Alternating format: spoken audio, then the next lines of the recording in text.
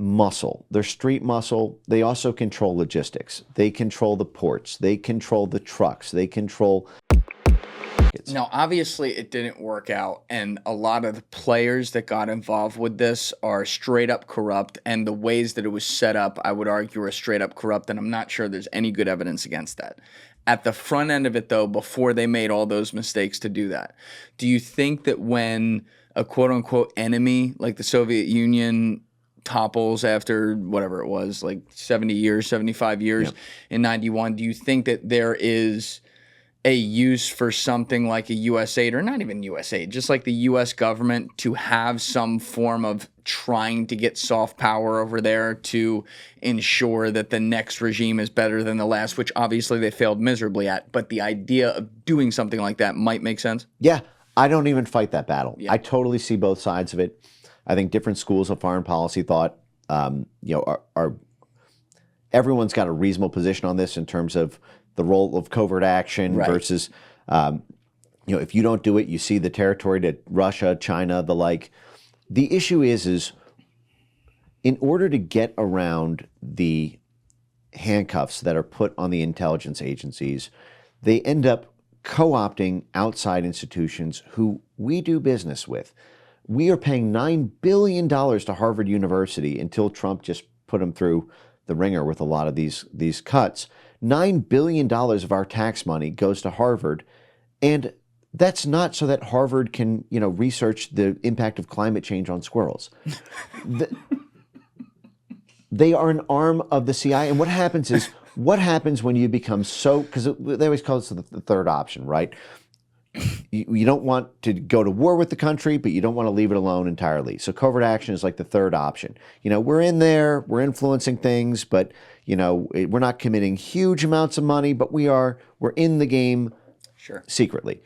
And the problem is in order to structure that covert action so that it doesn't have U.S. government fingerprints, and because the CIA, does not really do these proprietaries anymore, you end up having to use other pieces on the chessboard that we all know and interact with, whether that's the unions, like the AFL-CIO, the biggest union in America, which has been, the union arm of the CIA since the 1950s. The union arm of the CIA? You started to talk about this last time. Yeah. But can you expand upon that? Well, it used to be called the AFL-CIA. Yeah. Yeah.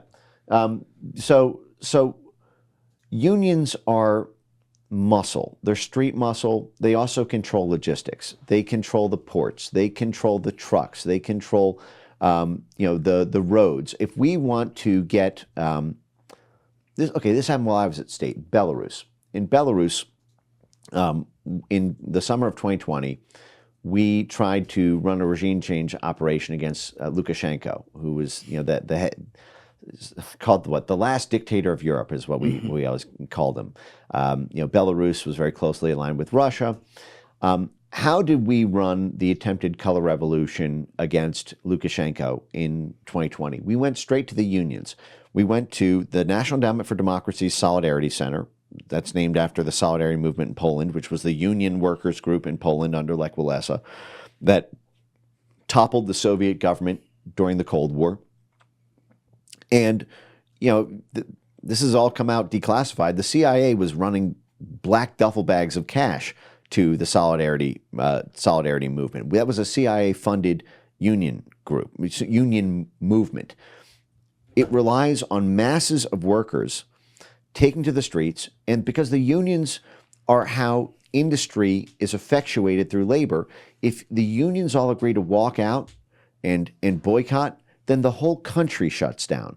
Well, our strategy whenever we are trying to do a bottom-up revolution, as opposed to a top-down military coup, if we do a people-powered color revolution, is to get masses of people to take to the street, shut down the roads, shut down the industry, so there's nothing for the dictator to weaponize. They can't, there's no economy pumping into the country because nobody's getting paid. The hospitals aren't working because the hospital workers have all run out. The schools aren't working because the teachers' unions have all walked out. There's no oil in the country because all the oil workers have all walked out. There's no mining in the country because all the mining workers have all walked out. And so the whole country shuts down. Now there's no money to pay the police. There's no money to pay the military. And so you can't even pay for people to contain the riots because there's no more capital for the dictator to use, while these same union groups are surrounding the Parliament building and throwing Molotov cocktails in police cars in a peaceful protest. Very peaceful. Right. So we use, the union stuff really grew out of, before it was really taken over in large part by the intelligence and military sphere, there was a very robust community organizing apparatus in the early 1900s through the 1920s with union groups. And it was, you had this labor versus management.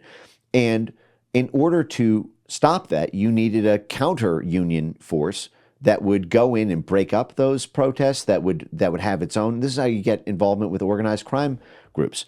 And you have the CIA moving through these unions for right-wing Cold War activity. And this Fast forward to the 90s. Right, in the 1950s. And by the way, note, where was Alex Acosta made? What was his position in the Trump cabinet? Labor.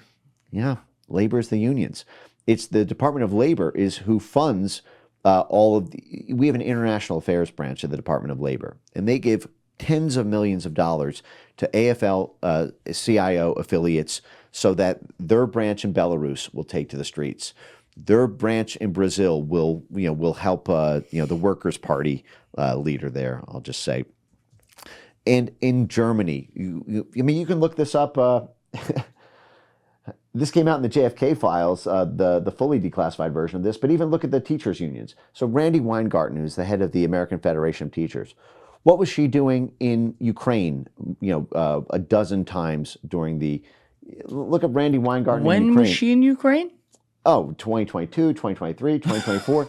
When we took over Ukraine in 2014, one of the first things we made Yatsenyuk do is turn over the Ministry of Education to an EU credentialing body. Thank you guys for checking out this clip. If you haven't already subscribed, please subscribe and hit the like button on this video. It is a huge, huge help. And if you'd like to check out this clip's full podcast episode, that link is in the description below or right here. And finally, you can follow me on Instagram and X by using the links in my description below.